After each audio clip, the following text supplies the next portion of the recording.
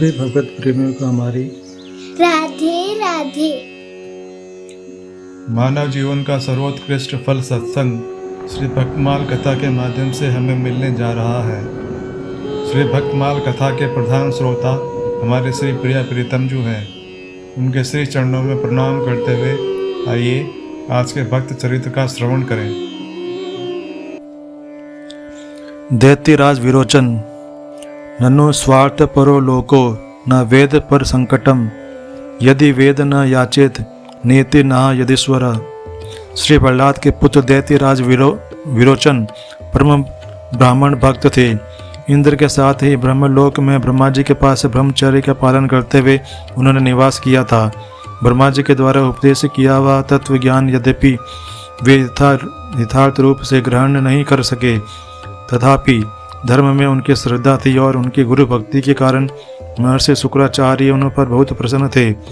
विरोचन के दैत्याधिपति होने पर दैत्यों, दानवों तथा असुरों का बल बहुत बढ़ गया था। इंद्र को कोई रास्ता ही नहीं दिखता था कि कैसे वे दैत्यों की बढ़ती हुई शक्ति को दबाकर रखें।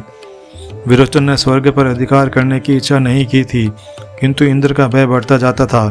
इंद्र देखते थे कि यदि कभी दैत्यों ने आक्रमण किया तो हम धर्मात्मा विरोचन को हरा नहीं सकते। अंत में देवगुरु बृहस्पति की सलाह से एक दिन वे वृद्ध ब्राह्मण का रूप धारण करके विरोचन के यहाँ गए। ब्राह्मणों के परम भक्त और उदार शिरोमणि दैत्यराज ने उनका स्वागत किया, उनके चरण धोए और उनका पूजन किया। इंद्र ने विरोचन के दान और उनकी उदारता की बहुत प्रशंसा की। विरोचन ने नम्रतापूर्वक वृद्ध ब्राह्मण से कहा कि आपको जो कुछ मांगना हो उसे आप संकोच छोड़कर मांग लें। इंद्र ने बात को अनेक प्रकार से पक्की करा के तब कहा, दैत्यराज, मुझे आपकी आयु चाहिए। बात यह थी कि यदि विरोचन को किसी प्रकार मार भी दिया जाता तो शुक्राचार्य उन्हें अपनी संजीवनी विद्या से फिर जीवित कर सकते थे। विरोचन को बड़ी प्रसन्नता हुई। वह कहने लगे, मैं धन्य हूँ, मेरा जन्म लेना सफल हो गया। आज मेरा जीवन एक विप्र ने स्वीकार किया। इससे बड़ा सौभाग्य मेरे लिए और क्या हो सकता है। अपने हाथ में खड्ग लेकर स्वयं उन्होंने अपने मस्तक काटकर वृद्ध ब्राह्मण बने हुए इंद्र को दे दिया। इंद्र उस मस्तक को लेकर भय के कारण शीघ्रता से स्वर्ग चले आए और यह अपूर्व दान करके विरोचन तो भगवान के नित्य धाम में पहुंच ही गए। भगवान ने उन्हें अपने निज जनों में ले लिया।